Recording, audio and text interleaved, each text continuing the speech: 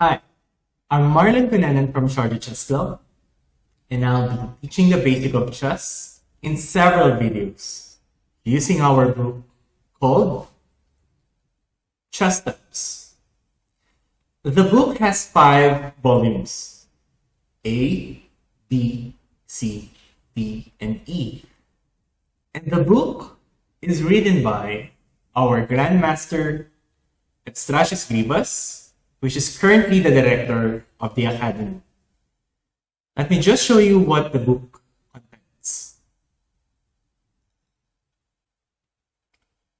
So, the book, Chester, like this. So the book has 32 lessons on it. As you can see, I'm not really sure that I will discuss them word by word, but I'll try to make it short but very educative. So for today, we will be discussing lesson 1 and lesson 2, which is the origin of chess, the chessboard, the king, and the queen. Okay,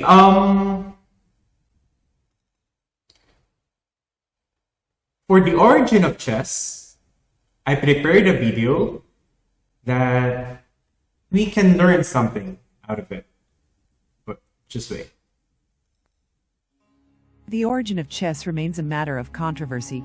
There is no credible evidence that chess existed in a form approaching the modern game before the 6th century.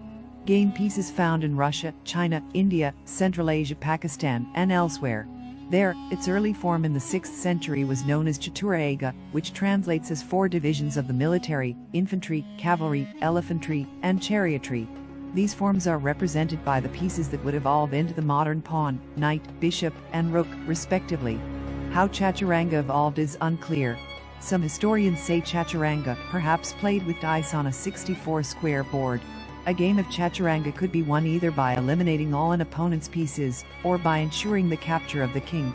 The initial positions of the pawns and knights have not changed today, but there were considerable regional and temporal variations for the other pieces. Later chess was introduced to Persia from India, and became a part of the princely or courtly education of Persian nobility. Some of the modern words in chess were introduced at this time. The Persian word for king later transformed as chess. When attacking the opponent's king, the Persian word for the king is helpless, later transforms into word checkmate.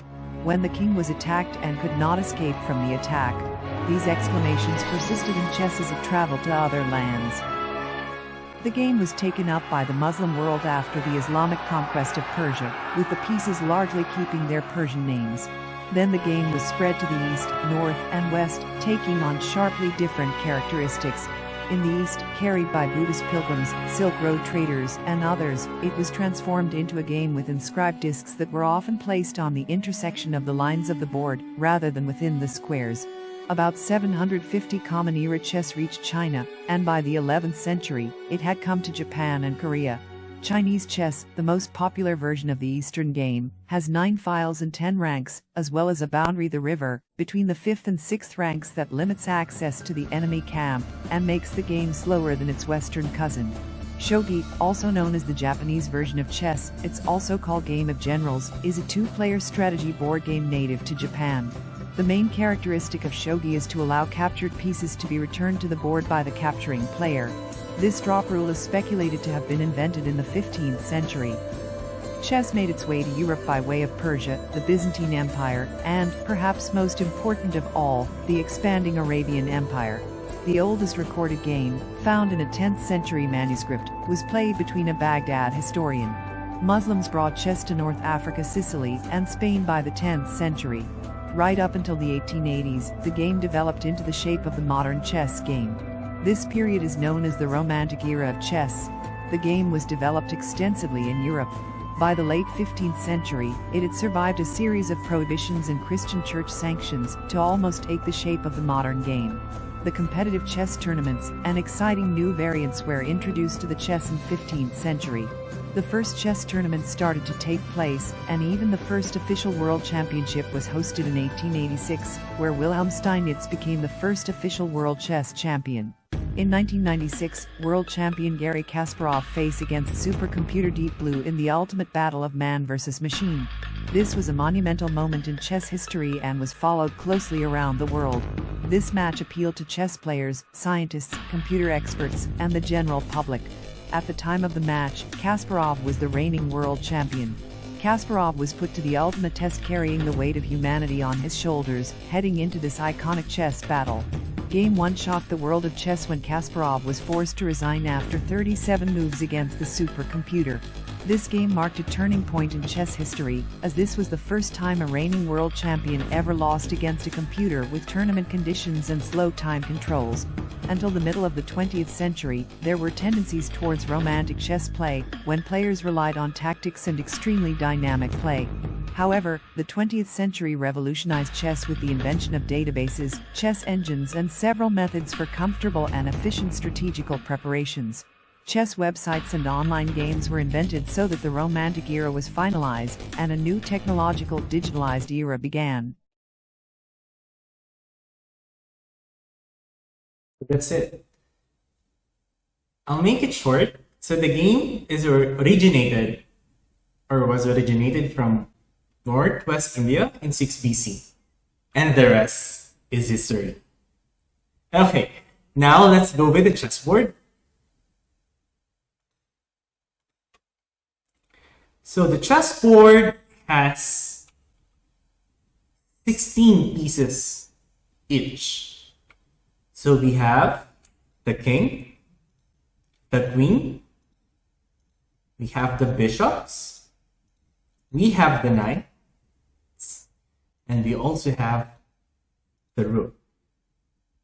Don't forget the soldiers or the pawns. Let me show you something here in the book.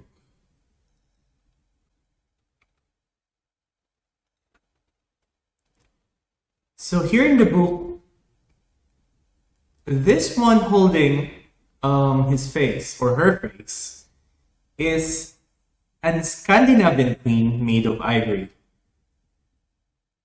And this one, I guess, it's already, elephant or the rook. What about this one? Biting his ship. Any idea? Pawn. Okay, there's a lot of evidence or a lot of piece of history showing how chess become very important in the past history. Chess is a war game. And as we say, it's a history.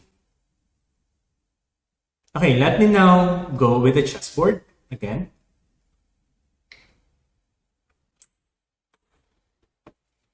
So the piece, king, queen, rook, bishop, knight, and pawn. So you're going to be seeing here K, Q, R, P, and T as the initials we're using for them when we're writing in notation. And the points is something you have to remember or memorize, because you will soon understand how to be a good businessman by trading and exchange. So the queen has 9 points, rook has 5, bishop and knight has 3, and the pawn has 1 point. Okay. Let's go with a real chessboard.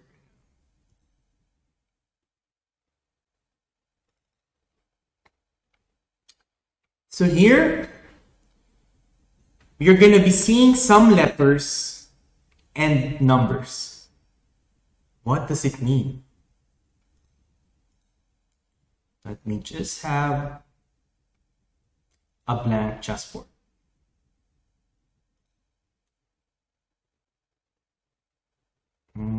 Close this. So you're going to be seeing the letters and numbers. So these letters are what we call files. F-I-L-E-S. So file is something from down here to up there. And all of this are under the file. For example, if we have this one from down here to there, this is what we call the D file. If we have this one from down here to up there, this is what we call the G file. Okay? What about these numbers? So these numbers are what we call ranks. R-A-N-K-S. So it's from here, from left to right, like this. These are the ranks. So for example, this number 4, this is what we call the 4th rank. And this one is 7th rank. What about this one? 1st rank. Why do we have to know this? Because each square has a name. So for example, I'm gonna put a green here. What do we call this square?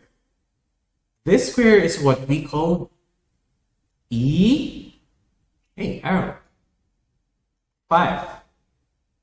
E5. Then this one is G file and 6th rank. This is what we call G6. Easy. Now, let's go with the pieces. Let's start with the king. Where's the king? The king is here. Wait, it's not showing. So for the king, we have 2 kings in the start of the game. Only 1 king each is allowed, actually. So the king is here on the E file. Do not put the king on D1 or on D8 from the starting game. Big no. And the king moved 1 square next to him. So the king can go any squares next to him. Got it? So for example, you want to go in F5. I'm coming. If you want to go on G6, sure. If you want to go in F6, yes. Question, can we go back? Yes, we can also go back. So again, all these red lines or arrows are the squares where the king can go. What about capturing? So we have here 2 knights, and we want to capture them using our king. I forgot to mention the special thing you have to consider, and the most important one. The king cannot go into checks or into your opponent's attack. If you if you put the king on H2, the knight is attacking your king, which means your king will be captured. And we don't want our king to be captured, which is not allowed in the game, of course. But it's illegal for your king to put on check. So you cannot go here, you cannot go here. The only square you can go is here on G2. After king on G2, now you can capture the knight on F3. Can we go ahead and capture this knight on D5? No. You have to move 1. And now, then you can capture. Easy, right? So again, the king move 1 square next to him. As long as it's not a check. So let's try the next lesson, which is the queen. So from the start of the game, you will only have one queen. Yeah, with one king. And the queen is the most powerful piece on the board, but not the most important. What? Yes. The most important piece on the board is the king, because the objective of the game is to checkmate the king. And the queen has more movement than the king because she's the most powerful, but she's not the most important. Let's have a look. How does the queen move? The queen moves like a rook and like a bishop. So if you want to go up, left, or right, like a movement of the rook, this is how she moves. If you want to move like a bishop, this, diagonal, diagonal, yes, she moves like a bishop. So any square on this arrow, any square that hit or within the arrow, are all the squares the queen can go. That's how powerful she is. Oops, forgot this. Okay. What about if you want to go on f6? Can the queen go jump immediately to f6? No, because it's out of her movement. So if you want to go in f6 first, you can go along to any square that you might be able to go on that f6. So for example, here queen f3, and then now you can go on f6. Got it? Let's try to capture using a queen. What's the obvious one to be captured? The rook on b7. So the queen moved like a bishop. 1, 2, 3. I can capture 2. Now we have a problem. The rook on g8. If we use the power of the rook or the movement of the rook, we're not hitting the g8 square. So what we're gonna do? We cannot capture the rook on g8 in one move, but we can do it in 2 moves. But be careful. Why? So there are some squares that your queen can attack the rook, and also there are some squares that your queen can be attacked by the rook. So for example, here, here, here, where else? Yeah. And then here are all the dangerous squares that your queen can go. All those queens are leading to an attack to the rook, and then your next move can be captured. If you want to go here, then your next move you can capture. If you want to go attack using a bishop style in the diagonal, well, you can capture. Or what about this one? Queen d5, like a bishop style, then you can capture. What about those red ones? These red ones are the dangerous square for your queen. If you put your queen on a8, then it's under the attack of the rook and you're gonna lose your queen.